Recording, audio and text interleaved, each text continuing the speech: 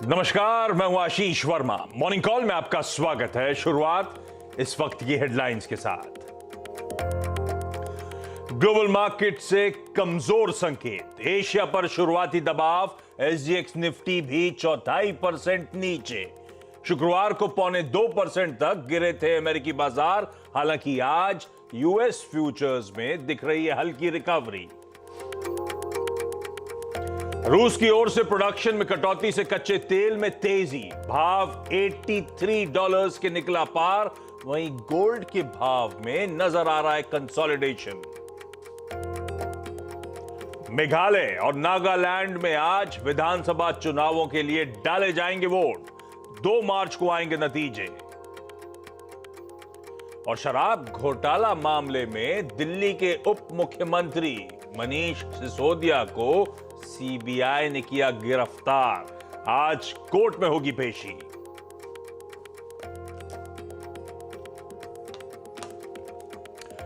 चलिए भाई, सोमवार की सुबह एक नए हफ्ते की शुरुआत होती हुई, और एक अच्छी खबर है और बुरी खबर है। अच्छी खबर यह है कि सिर्फ एक दिन बचा है सबके अकाउंट्स में सैलरी क्रेडिट होने में। बुरी खबर यह है कि ये बैक टू बैक छठा स्ट्रेट ट्रेडिंग सेशन था फ्राइडे को, जब भारतीय बाजारों में दबाव था। भारतीय बाजार प्रेशर के साथ कामकाज कर रहे थे। पिछले बार नहीं दिखाएंगे डॉक्टर साहब, क्या कर रहे हैं? पिछले 6 ट्रेडिंग सेशन से लगातार जो दबाव आया है, उसके बाहर आएंगे जब आएंगे। हमने गंवाए हैं 570 अंक, 3.25% के आसपास इन 6 ट्रेडिंग सेशंस में निफ्टी ने लूज कर दिया है मोमेंटम। यह हाल था भारतीय बाजारों का। और इसके ऊपर आज हफ्ते की जब शुरुआत होने जा रही है तो क्यूज खराब। क्यूज पे मैं बाद में आता हूं, पहले इस हफ्ते के अहम ट्रिगर्स आपके सामने रख देता हूं। सबसे पहले, आज खुलते ही हमें अमेरिका का जो फेड का प्रिफर्ड इन्फ्लेशन इंडिकेटर है, वो PCE, personal consumption expenditure, Friday रात में हमारे समय अनुसार यूएस में रिलीज हुआ था। खुलते ही आज हमें रिएक्ट करना है। यूएस में बहुत वोलेटिलिटी उस नंबर ने लेकर आई थी। प्लस कल हमारे लिए इस हफ्ते बहुत सारे हाई फ्रीक्वेंसी या फिर मैक्रो इकोनॉमिक डेटा रडार पे रहने वाले हैं। जैसे कि कल हमारा जीडीपी आएगा, Q3 जीडीपी का डेटा सामने आता हुआ नजर आएगा। इसी हफ्ते हम फरवरी से मार्च में ट्रांजिशन करने जा रहे हैं। तो 1 मार्च को यानी कि वेडनेसडे को ऑटो सेल्स के नंबर्स आएंगे, और हर हफ्ते की इंपॉर्टेंस बढ़ती चली जा रही है। थर्सडे और फ्राइडे को वो जॉब्स रिलेटेड यूएस के आंकड़े आने वाले हैं, उस पर सब टकटकी लगाए नजर रखेंगे। यह है इस इंपॉर्टेंट हफ्ते की अहमियत। अब क्यूज पर लेकर आता हूं। अच्छा, क्यूज से पहले सबको इंट्रोड्यूस तो कर दूं। नीरज जी बैठे हैं बगल में, इनसे जानेंगे ग्लोबल मूड माहौल, वो पीसीई के नंबर्स, उसको डिकोड करना, समझना, सब डिटेल में होगा चर्चा। वीरू बताएंगे कैसे निफ्टी बैंक को अप्रो, ये दोनों के दोनों डोनाल्ड ट्रंप लग रहे हैं। और टाइप कॉम्बो के लिए कह रहा हूं। और हर्षदा बताएंगे तमाम इंपॉर्टेंट स्टॉक्स न्यूज आपको। तो पहले तो क्यूज रखिए भाई। एसजीएक्स निफ्टी 40 अंक के दबाव के साथ हफ्ते की शुरुआत करने के दे रहा है इंडिकेशंस। वो इसीलिए क्योंकि फ्राइडे को यूएस में थोड़ी सी पिटाई झेल रहा था वहां का बाजार। सारे बेंचमार्क्स फ्राइडे को 1 से लेकर 0.25% का दबाव दिखा रहे थे। 1% डाउ था, ऑलमोस्ट 0.2%। नैस्डैक कमजोरी के साथ कामकाज कर रहा था। इंटरडे भी आपकी स्क्रीन पे आना चाहिए। बहुत वोलेटाइल, मतलब एक समय 510 अंक डाउ कमजोर था, और वही डाउ एक समय केवल 150 पॉइंट की कमजोरी के साथ भी कामकाज कर रहा था। फाइनली 336 अंक का दबाव। और इस वोलेटिलिटी के पीछे ज्यादा रीजन तो मेरे ख्याल से वो पीसीई के नंबर्स, जो एक्सपेक्टेशन से बुरे ही आए। इन्फ्लेशन के आंकड़े दिक्कत वाले थे तब, और अब स्क्रीन पर रख दिया है। ये कुछ गड़बड़ है डेटा। 33,800 कैसे दिखाने लगे डाउ आज? प्रोड्यूसर ठीक है, कभी कभी ये मंडे ब्लूज होते हैं प्रोड्यूसर्स के लिए भी, ऐसा थोड़ा ना सिर्फ हमारे साथ होते हैं। और ठीक है, मंडे ब्लूज का असर है। ग्लोबल क्यूज समझा दीजिए भाई आप। मूड मॉल कैसा, और वो पीसीई के नंबर्स क्यों सब कह रहे हैं कि थोड़ी दिक्कत वाले आंकड़े आ गए हैं? मूड मॉल अच्छा नहीं है भाई। या आपका कि बाजार का? हमारा भी नहीं है और उसका भी नहीं है, यूएस का भी नहीं है। आपके साथ क्या दिक्कत है? मंडे का इशू कुछ और है? मंडे का इशू है। अच्छा, तब ठीक है, दो तब बजे ये तो रात से ग्लोबल फैक्टर है। नींद नहीं आ रही थी। तो पीसी का नंबर ने एक्चुअली मूड बिगाड़ा है, नंबर बढ़ के आया है और काफ़ी बढ़ के आया है। कोर में भी पीसी के अंदर भी कोर देखते हैं और नॉर्मल को वो देखते हैं, तो दोनों जैसे पीसी 0.6% बढ़ा जनवरी में और एनुअलाइज बेसिस पे आप देखिए 5.4 हो गया है। अनुमान नहीं था ऐसा बढ़ेगा। कोर भी उम्मीद से ज़्यादा बढ़ के आया है और कोर का मतलब होता है उसमें फूड और एनर्जी वाला कंजम्पशन हटा दीजिए तो बाकी सारी चीज़ों में बढ़ के एस्टिमेट 0.4% का था, 0.6% बढ़ा है। अब देखिए कोर क्वार्टरली देखिए आप, हाफ ईयरली देखिए आप, एनुअलाइज देखिए आप, ईएमआई मंथली देखिए आप, तो कोर इन्फ्लेशन जो है पीसी की बात मैं कर रहा हूँ, ये आज जो भी चर्चा हो रही है पीसी की हो रही, ये हर लेवल पे बढ़ के आया है, एलिवेटेड है। तो इससे बहुत मुश्किल खड़ी होने वाली है क्योंकि अब ये उस जगह पे आ गया जहाँ पे बॉन्ड और इक्विटी दोनों के लिए बहुत मुश्किल हो रही है। और वो जिसको ना कि एक बार रिलैप्स हो गया, इन्फ्लेशन दोबारा चढ़ के आ गया तो दिक्कत हो जाएगी। तो इसलिए मार्केट में फ्राइडे को ठीक ठाक गिरावट हुई, हालांकि एकदम लो तो 450 पॉइंट था, लेकिन वहाँ से थोड़ी सी रिकवरी, लेकिन तब भी 350 पॉइंट के करीब डाउ गिरा है, नैस्डैक गिरा है, S&P गिरा है, रसेल गिरा है जो छोटा वाला इंडेक्स है। लेकिन कुल मिला के अगर आप देखें तो मार्केट काफ़ी वीकनेस में है और अब उसको ये पक्का भरोसा हो गया है कि 21 मार्च को ठीक ठाक बढ़त होने वाली है। 25 के पक्ष में अब बहुत कम लोग रह गए हैं, अब ज़्यादातर मानते हैं 50 बेसिस पॉइंट की एक हाइक हो जाएगी। कब है फेड मीट अगली? 22 मार्च को अंतिम फैसला, मतलब 22 मार्च को पीसी है, 23 तारीख को सुबह हम लोगों को पता चलेगा। और इसमें एक चीज़ और जोड़ लीजिए आप कि जो चाइना के स्टॉक यूएस में लिस्टेड है, उसको नैस्डैक गोल्डन ड्रैगन बोलते हैं, वो 4% इंडेक्स गिरा है। तो इधर से भी कोई रिस्पाइट आपको नहीं मिलने वाली। चाइना वाले क्यों गिरे यूएस में? कोई खास रीजन था कि ऐसे ही? नहीं, ओवरऑल मार्केट की अलीबाबा तो अच्छा सेल ऑफ हुआ। अलीबाबा रिजल्ट तो बहुत अच्छा आया था, अनएक्सपेक्टेडली बहुत अच्छे रिजल्ट आए थे, लेकिन उसके बावजूद वहाँ पे जो यार एक महीने में सबसे ज़्यादा चले भी तो वही थे। हाँ, ये बात चाइनीज स्टॉक ने धूम मचा रखी थी, तो वहाँ पे प्रॉफिट बुकिंग उसमें भी हो गई है। तो माहौल ठीक नहीं है। आप देखिए ऑस्ट्रेलिया रिसेशन में जा रहा है, वहाँ के गवर्नर ही बोल रहे हैं। तो कुल मिला के आज का माहौल मूड ठीक नहीं है मार्केट के लिहाज से, संकेत कमज़ोर हैं और हमारा जीडीपी भी आने वाला है, पता लगेगा कैसा आया। तो कुल मिला के दिक्कत तो है थोड़ी सी। हर आंकड़ा यूएस का उसी तरह पॉइंट आउट कर रहा है कि यूएस इकोनॉमी अभी भी मजबूत है, महंगाई बढ़ रही है, जॉब्स तगड़े क्रिएट हो रहे हैं, फेड के सारे स्टेप्स का बहुत ज्यादा इंपैक्ट नहीं दिख रहा है। खबरें अच्छी है वैसे ये, लेकिन इक्विटीज के लिए दिक्कत वाली बात क्योंकि इसका मतलब है फेड के एग्रेसिव एक्शन शायद कंटिन्यू करें, वही रह रहे के मूड बिगाड़ रहा है। तो ग्लोबल क्यूज सपोर्टिव नहीं है, ग्लोबल क्यूज खराब हैं। 6 ट्रेडिंग सेशन से गिरने के बाद 7वां सेशन आपकी स्क्रीन पर है। कमजोरी के साथ ही, सुस्ती के साथ ही आज हम शुरुआत करने वाले हैं। ऐसे में वीरू से समझ लिया जाए निफ्टी बैंक का अप्रोच रखना क्या है।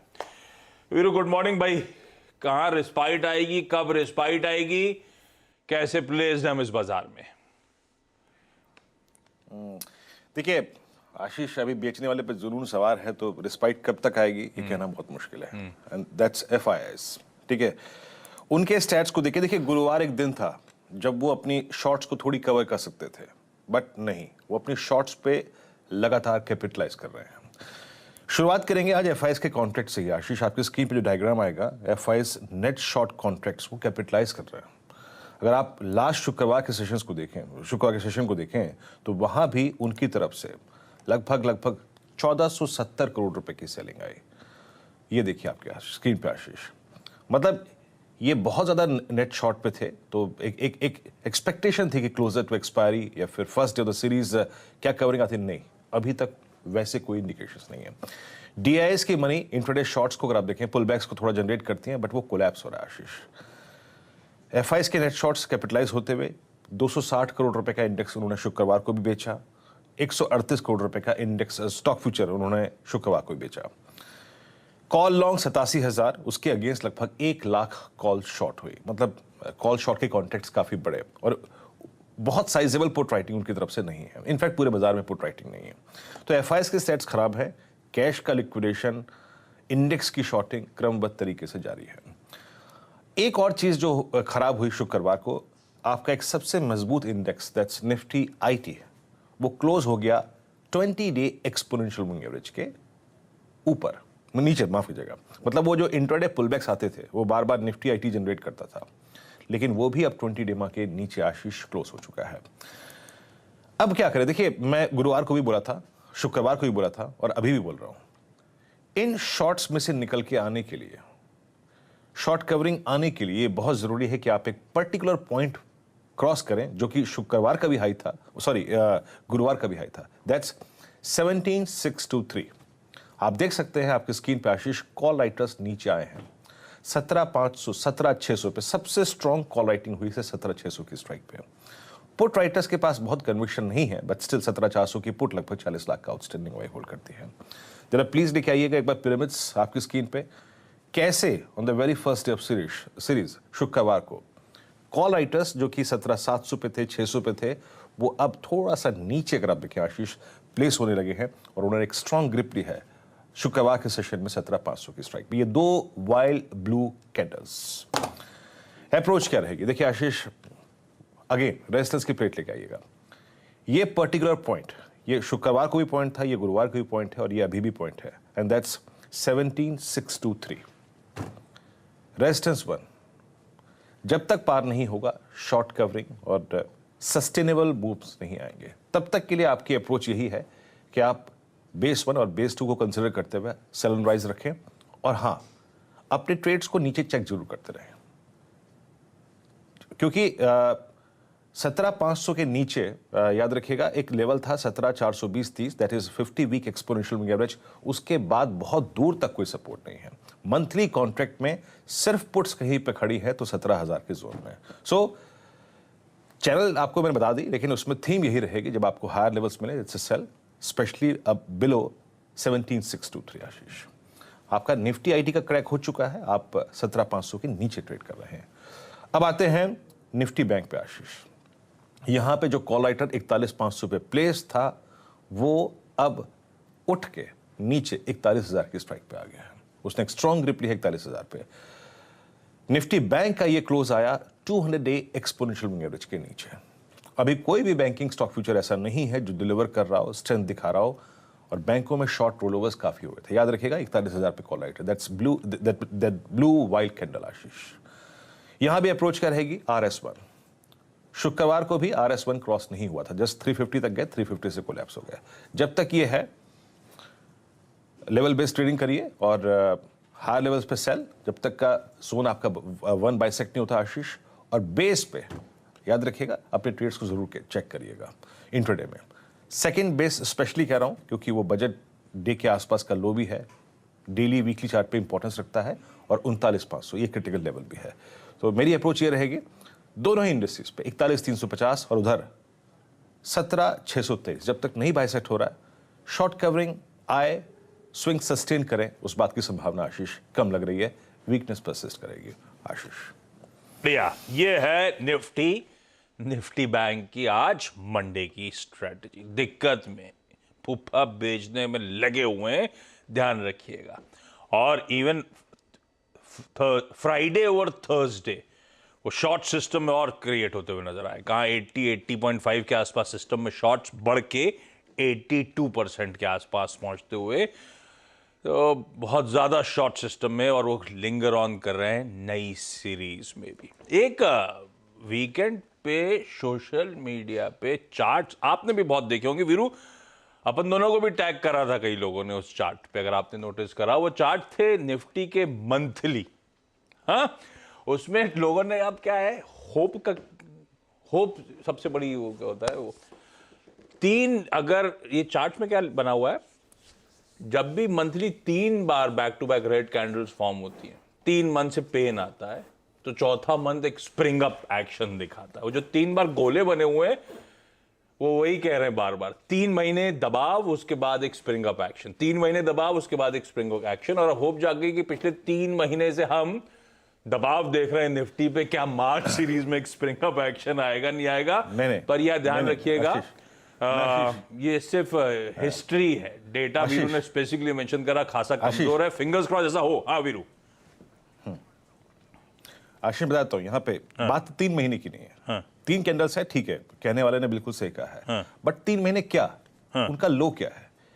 बंदे ने बात बिल्कुल सही कही है, अव्वल दर्जे की, बट वो 3 महीने का लो है, ये स्टडी है। मैं आपको इनफैक्ट ट्वीट भी कर दूंगा कुछ देर में, और ये हमें समझाया भी गया था। इनफैक्ट मैं स्पेशली जिसको फॉलो करता हूँ, जिसने मैं पढ़ाया technical derivatives, that is 10 month exponential moving average. जाइए अपने चार्ट्स को मंथली पे कन्वर्ट कीजिए और 10 मंथ एक्सपोनेंशियल मूविंग एवरेज डाल दीजिए। याद रखिएगा, अगस्त, सितंबर, अक्टूबर, नवंबर, दिसंबर, जनवरी और फरवरी का अब तक का ये low exactly 10 month exponential moving average है। आशीष भाई ये देखिए गोले, ये तो ऐसी मस्ती चल रही थी। गोला बनाया मैंने, देखिए मैंने खुद बनाया गोले, देखिए कितने बढ़िया बनाए मैंने। तो जैसे मैंने देखा, मैंने कहा चलो प्लॉट करके देखते हैं, लेकिन ये ऐसी मस्ती माहौल मजा है। लेकिन फिंगर्स क्रॉस, रिस्पाइट आना चाहिए मार्च में, बहुत पेन के थ्रू ऑफ लेट हम लोग गुजर रहे हैं। लेकिन अब आज के इंपॉर्टेंट स्टॉक्स मंडे को कौन से रडार पर रखने, हर्षदा से जान लिया जाए। हर्षदा जी, गुड मॉर्निंग। गुड मॉर्निंग आशीष। कई सारी कंपनियां आज जो खबरों में हैं, शुरुआत पेटीएम के साथ करेंगे। दरअसल ब्लूमबर्ग की एक report over the weekend I है। इसमें एक तो ये खबर सुझाई गई है कि शायद सॉफ्ट बैंक और एंड फाइनेंशियल अपनी कुछ और हिस्सेदारी ऑफलोड करते हुए दिखाई दे सकते हैं, एक सेकेंडरी सेल हो सकता है। अब ये क्यों हो रहा है? क्योंकि दरअसल सुनील भारती मित्तल दरअसल इंटरेस्टेड है जो एयरटेल का पेमेंट बैंक है उसके हाथ दरअसल जो पेटीएम का पेमेंट बैंक है उससे मिलाने के। अब अगर इस तरह की डील होती है, ये एक स्टॉक डील होगी और जो पेटीएम के शेयर्स जो दूसरे शेयर होल्डर्स के पास है वो सुनील भारती मित्तल शायद इंटरेस्टेड है उनको खरीदने के लिए। अब इस खबर की पुष्टि नहीं हुई है, ये ब्लूमबर्ग के हवाले से डेवलपमेंट आई है। दोनों पार्टीज ने इस पर दरअसल चुप्पी साधी हुई है, कुछ कॉन्फर्मेशन नहीं किया है। लेकिन इंटरेस्टिंग होगा क्योंकि हम सब जानते हैं कि एयरटेल पेमेंट बैंक उस अंजाम तक नहीं पहुंच रहा है जिस तक सुनील भारती मित्तल इसको पहुंचाना चाहते थे। दूसरी तरफ पेटीएम पर वैसे भी ओवरहैंग है कि कुछ पहले के निवेशक स्टेक सेल करना चाहते हैं। तो ये अगर डील हो जाती है तो शायद स्टॉक को थोड़ी सी स्टेबिलिटी आती हुई दिखाई दे सकती है। लेकिन इंटरेस्टिंग होगा कि यहाँ पर मामला कहाँ पर जाकर फाइनली सेटल होता है। लेकिन क्लियरली एक इंटरेस्टिंग डेवलपमेंट है, बातचीत चल रही है, ये फिलहाल रिपोर्ट सजेस्ट कर रही हैं। बीएल फिर रेडार पर रहेगा और बीएल ने दरअसल वाइजैक में एक सॉफ्टवेयर डेवलपमेंट सेंटर खोला है जहां से ये सॉफ्टवेयर एज सर्विस डिफेंस और नॉन डिफेंस सेक्टर के लिए ऑफर करते हुए दिखाई देंगे और साथ से एक बड़ा प्लेटफॉर्म दरअसल कंपनी के लिए आगे उभर कर आ सकता है, तो वो स्टॉक रेडार पर। इसके अलावा कुछ अपडेट्स आए हैं कैपेसिटी एक्सपेंशन या फिर नए प्रोजेक्ट्स खोलने की। तो पीवीआर 11 स्क्रीन का एक मल्टीप्लेक्स दरअसल लखनऊ के लुलु मॉल में खोलने वाला है। सीटिंग कैपेसिटी करीब 1850 ऑडियंसेस की रहेगी और ये उत्तर प्रदेश में अपने फुटफॉल को मजबूत करते हुए दिखाई देंगे, तो वो स्टॉक आप रेडार पर रखेंगे। दूसरी तरफ लेमन ट्री की तरफ से एक और अपडेट आया है। हिमाचल में दरअसल एक 110 रूम की प्रॉपर्टी ये खोलने वाले हैं, कसौली में ये प्रॉपर्टी खुलेगी। इनका जो ब्रांड है ओरिका, उसके अंतर्गत दरअसल ये एक्सपेंशन होता हुआ दिखाई देगा। ये प्रॉपर्टी नवंबर 2024 तक ऑपरेशनल होने के खबरें हैं। फीनिक्स मिल ने भी एक दरअसल पैलेडियम मॉल, जो हम सब जानते हैं मुंबई में एक बहुत ही प्रसिद्ध मॉल है, हाई एंड मॉल है, वो लॉन्च करता हुआ दिखाई देगा गुजरात में, जिसके लिए इन्होंने दरअसल 5 एकड़ जमीन अक्वायर कर ली है। अहमदाबाद में दरअसल ये मॉल आता हुआ दिखाई देगा। 35 इंटरनेशनल लग्जरी ब्रांड से दरअसल बातचीत हो रही है, तो वो स्टॉक भी आप रेडार पर रखेंगे। पावर ग्रिड के लिए डेवलपमेंट ये है कि 4 प्रोजेक्ट्स के लिए इन्वेस्टमेंट अप्रूव हो चुका है। 803 करोड़ के ओवरऑल ये 4 प्रोजेक्ट रहेंगे। और दिलीप बिल्डकॉन भी आज खबरों में, जहां पर इन्होंने एक ईपीसी एग्रीमेंट एग्जीक्यूट किया है मध्य प्रदेश जल निगम के लिए। ये भोपाल में प्रोजेक्ट था जिसका कॉस्ट करीब 1947 करोड़ था। दूसरी तरफ इनकी एक और सब्सिडरी है जिन्होंने एनएचआई के लिए एक प्रोजेक्ट एग्जीक्यूट किया 1647 करोड़ का। तो ये कुछ अपडेट्स ओवर द वीकेंड जो आए हैं जिस पर आज नजरें रहेंगी। सुन रहे हैं वीरू, सारा डेवलपमेंट भोपाल में ही हो रहा है। अच्छा, जहाँ तक लेमन ट्री की बात है, जैसे कोना कोना कोटक एड कैंपेन था, उससे ज्यादा एग्रेसिव तो ये है, रोज नई प्रॉपर्टी टाई अप। हाँ, पिछले हफ्ते से जो कंटिन्यू हुई है, रोज कोई ना कोई अपडेट आते हैं। और जहाँ तक फिनिक्स मिल्स की बात है, वो मॉल शुरू हो चुका है। पार्थिव गए थे, पार्थिव ने ट्वीट करके बताया मैं होके आया हूँ, बढ़िया, बहुत ही बढ़िया मॉल है। पर अभी कुछ शॉप्स एम्प्टी हैं, वो अभी धीरे धीरे करके टाई अप हो रहे होंगे। तो इन्होंने एक लैंड पार्सल कलकत्ता में खरीदा जहाँ प्रीमियम हाउसिंग लॉन्च कर रहे हैं। सेम खबर उसमें भी है कि एक बड़ा ज़मीन खरीदी है जहाँ पे बड़ी एक लॉन्च कर रहे हैं प्रीमियम हाउसिंग की। इन्होंने वैसे ये तो सही है, लग्जरी मॉल्स का कंसेप्ट एकदम बदल ही दिया है हिंदुस्तान के लिए। खैर, ये सारी कंपनीज रडार पे। आज के स्टॉक से न्यूज है ये, क्विकली छोटा सा ब्रेक ले लेता हूं। ब्रेक के उस पार जब लौटेंगे तो आज के वो इवेंट्स कैलेंडर और कमोडिटी करेंसी मार्केट्स की टॉप स्ट्रैटेजीज।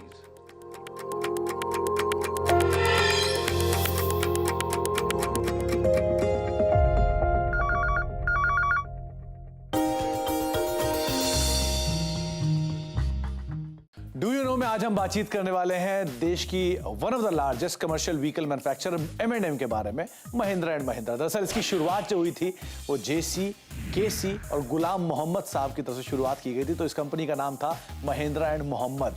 शुरुआत में तो एक स्टील कंपनी के तौर पर इसकी शुरुआत हुई थी, लेकिन धीरे धीरे जब पार्टीशन हुआ तो गुलाम मोहम्मद साहब इस कंपनी से बाहर गए और वो पाकिस्तान के पहले वित्त मंत्री के तौर पर शुमार हुए और फिर JC, KC की तरफ से इस कंपनी को फर्दर कैरी फॉरवर्ड किया गया और इसका नाम भी बदलकर महिंद्रा एंड महिंद्रा किया गया। बहुत गौरतलब बात यह भी है कि सन 2000 में भारत को जब पहली SUV मिली थी तो महिंद्रा एंड महिंद्रा की तरफ से ही आई थी।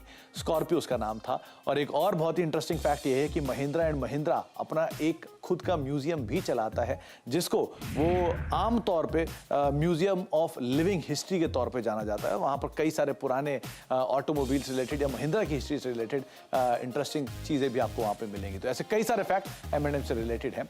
ऐसे ही कुछ और फैक्ट लेकर हम आगे भी आते रहेंगे।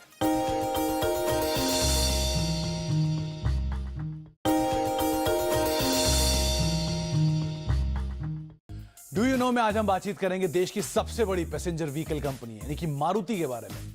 कुछ इंटरेस्टिंग फैक्ट्स की अगर बात की जाए तो मारुति सुजुकी, जैसा कि नाम से तो लगता है लेकिन ये है नहीं सरकारी कंपनी। इसकी शुरुआत दरअसल सरकारी कंपनी के तौर पर हुई थी। बाद में इसका हिस्सा जो था वो इनकी विदेशी पार्टनर सुजुकी को बेच दिया गया था और आज ये पूरी तरह से एक विदेशी कंपनी के तौर पर कामकाज करती है।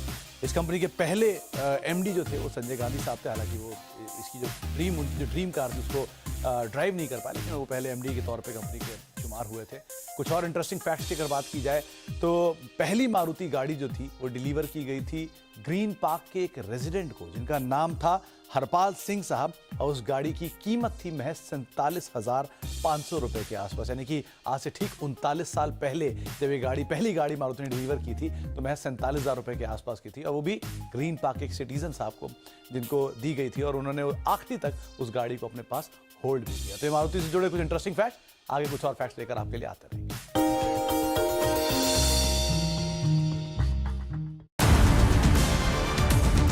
CNBC आवाज है बजट का असली डेस्टिनेशन।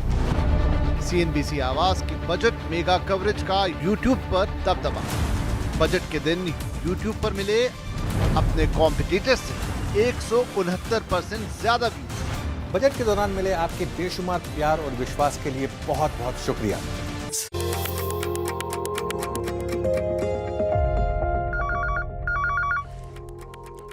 चलिए भाई, ब्रेक के बाद आपका स्वागत है। एक काम करता हूं, आगे बढ़ूं उससे पहले आज का इवेंट्स कैलेंडर, कुछ इंपॉर्टेंट इवेंट्स हाईलाइट कर देता हूं। आज रिजल्ट्स में एक नंबर आना है रेन इंडस्ट्रीज का। ये भी Q4 और इसके कैलेंडर ईयर के आंकड़े आएंगे, मतलब इसका फाइनेंशियल ईयर के नंबर्स आएंगे। मैरिको की बोर्ड मीट है, इंटरिम डिविडेंड कंसिडर करेंगे। कोलते पाटिल फंड रेजिंग करेंगे, पर वो लार्जली मेरे ख्याल से डेट सिक्योरिटीज के जरिए है, तो बहुत ज्यादा स्टॉक इंपैक्टिंग न्यूज नहीं होगी। रिपोर्ट सजेस्ट करती हैं कि अदानी ग्रुप आज से fixed income investor road shows Asia में करने जा रहा है, जिसमें आज सिंगापुर में, उसके बाद 28 से लेकर 1 तक हांगकांग में वो रोड शोज चलेंगे। बेसिकली बॉन्ड्स, अपने बॉन्ड इन्वेस्टर्स के लिए आउटरीच प्रोग्राम है, और जो स्टॉक की तगड़ी पिटाई हुई क्रिटिकल रिपोर्ट के बाद, उसके बाद सबकी ग्रीवेंसेस को एड्रेस करने की कोशिश। पीएम मोदी आज शिवमोगा एयरपोर्ट कर्नाटका में इनॉग्रेट करने जाएंगे। FM साहिबा की वो जो रीजनल बजट आउटरीच है वो कंटिन्यू करेगी, बीच में रुक गई थी क्योंकि G20 कार्यक्रम चल रहे थे। आज इंफाल में होंगी वो। अच्छा, नॉर्थ ईस्ट से याद आया, मेघालय और नागालैंड आज वोट करने जा रहे हैं। करने जाना शुरू कर चुके होंगे आप लोग, अगर वहां पे हैं शो के बाद प्लीज वोट जरूर डालने जाइएगा। स्टेट बजट्स, महाराष्ट्र, मध्य प्रदेश, आंध्र प्रदेश, बिहार झारखंड, सबके बजट सेशंस आज से शुरू होने जा रहे हैं। बजट डेट्स अलग अलग हैं, जब जब आएंगी तो मैं इंटीमेट करता चलूंगा। यूएस में आज फिर durable goods order, pending home sales के नंबर्स आने हैं। यूरोजोन के कुछ इंटरेस्टिंग आंकड़े, उनका बिजनेस क्लाइमेट, उनका कंज्यूमर कॉन्फिडेंस, उनका इंडस्ट्रियल सेंटिमेंट, वो सब रिलीज होंगे। अच्छा, जापान के जो अब would be central bank governor होने वाले हैं, काजुओ यूडा, पहले तो फ्राइडे को उन्होंने लोअर हाउस में अपना प्रेजेंटेशन दिया था। आज जापान का जो अपर हाउस ऑफ पार्लियामेंट है, वहां पे उनकी एक स्पीच लाइंड अप है और बहुत क्लोजली कहा जा रहा है, मार्केट वॉचर्स नोट डाउन करेंगे स्पीच को, खास तौर पे वो बॉन्ड यील्ड कंट्रोल पॉलिसी के एंड को लेकर। हालांकि वैसे लोअर हाउस में जब बोले तो ऐसा कुछ हॉकिश तड़का नहीं आया, आपने पढ़ा ना, कोई हॉकिशनेस नहीं है। वो कह रहे हैं अप्रोप्रिएट है कि हम अपनी ईजिंग पॉलिसी कंटिन्यू करें। वो कह रहे हैं बस कुछ साइड इफेक्ट्स को मिटिगेट करने की जरूरत है। वो कह रहे हैं इन्फ्लेशन जल्द ठंडा होता हुआ नजर आएगा और वो इंपोर्टेड इन्फ्लेशन है, हमारे लिए कोई दिक्कत नहीं है, हम अपनी लूज मॉनेटरी पॉलिसी कंटिन्यू कर सकते हैं। ये बहुत अच्छी खबर आ रही है नए गवर्नर साहब की तरफ से। खैर, आज फिर से स्पीच है। आज वर्ल्ड एनजीओ डे है और एक इमेज दिखाता हूं। आज फीफा फुटबॉल अवार्ड्स दिए जाएंगे पेरिस में। तो बेस्ट फीफा मेंस प्लेयर कौन होगा भाई? कंटेंडर्स आपकी स्क्रीन पर है। अर्जेंटीना के मेसी, फ्रांस के मबापे और फिर फ्रेंच वो बंजीमा है मेरे ख्याल से स्क्रीन पे आपकी। तो आज वो अवार्ड्स शाम को, रात में हमारे समय अनुसार पेरिस में अनवेल होंगे। और आज की कमोडिटी करेंसी मार्केट की टॉप स्ट्रैटेजीज हमने अनुज गुप्ता साहब से मंगवाई हैं, आईएफएल सिक्योरिटीज से आई हैं। प्लीज दिखा दीजिए स्क्रीन पे, क्विकली नोट डाउन करते चलिएगा आप लोग। कमोडिटीज में आज सोने में बिकवाली करने का आइडिया, ऐसे ही कच्चे तेल में भी शायद दबाव देखने को मिलेगा। दोनों सेल साइड के आइडियाज हैं। स्टॉप लॉस नोट डाउन करते चलिएगा और जाते जाते एग्जिट दिखा जाइए हल्की सुस्ती के साथ। ऐसा कोई बहुत एडवर्स रिएक्शन नहीं है उस पीसीई के यूएस के नंबर्स पे। हम ऑलमोस्ट फ्लैटिश नोट पे खुलेंगे। इनफैक्ट जहां से शुरू करा था एचडीएफसी हर टिक के साथ रिकवर करता हुआ नजर आएगा। इस नोट पर आज के शो मॉर्निंग कॉल में इतना ही। ब्रेक के उस पार सीधा सौदा। नमस्कार।